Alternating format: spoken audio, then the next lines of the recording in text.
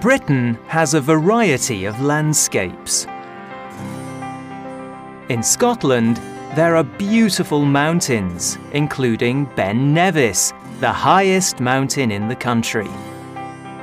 Loch Moora, the UK's deepest lake with a depth of 310 metres, and Galloway Forest, the country's largest forest, covering around 770 square kilometres, are here too. Wales is famous for its long valleys. And England has the beautiful Lake District in the north and long sandy beaches on the east coast and in the south. But the UK is also a small island. While there are winding rivers, including the Thames, which flows through London, and narrow streams, there are no deserts or volcanoes. So when British people think of a remote and dangerous landscape, they often think of Moorland, a hilly and rocky landscape that is usually very, very wet. There are small, shallow streams, but no big rivers. And although the area is hilly, there are no steep valleys to stop the wind. So it is often cold, dark, and empty. But it's beautiful too.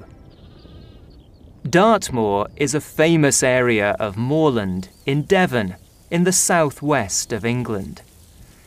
It covers 954 square kilometres, but almost nobody lives here. There are few roads or farms where people live, but there are the ruins of small stone huts and caves. People built these when they were living here thousands of years ago. Sherlock Holmes hides in these ruins in The Hound of the Baskervilles. In Conan Doyle's famous tale, the area of Dartmoor is a major character. People still come here to see the landscape that features in the story. Yorkshire, in the north, is also famous for its moorland. Although not many people live here, the moors are very popular with tourists. They come for the beautiful scenery, rare plants, and wonderful views. This landscape is also an important part of British culture and literature. The author Emily Bronte made the moors famous in her novel Wuthering Heights.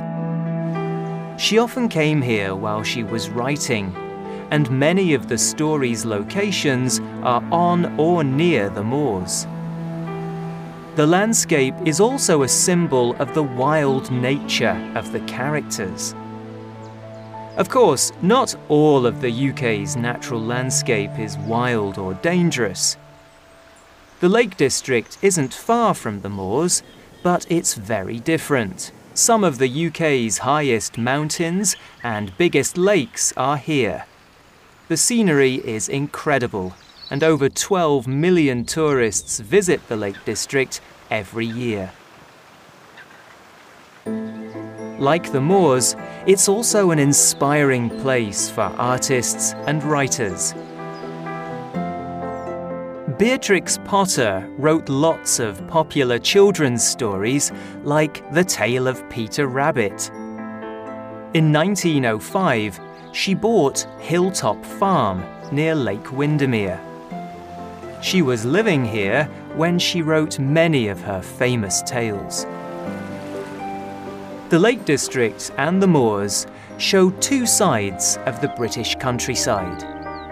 They are very different, but they are both spectacular, and they both have an important place in British literature.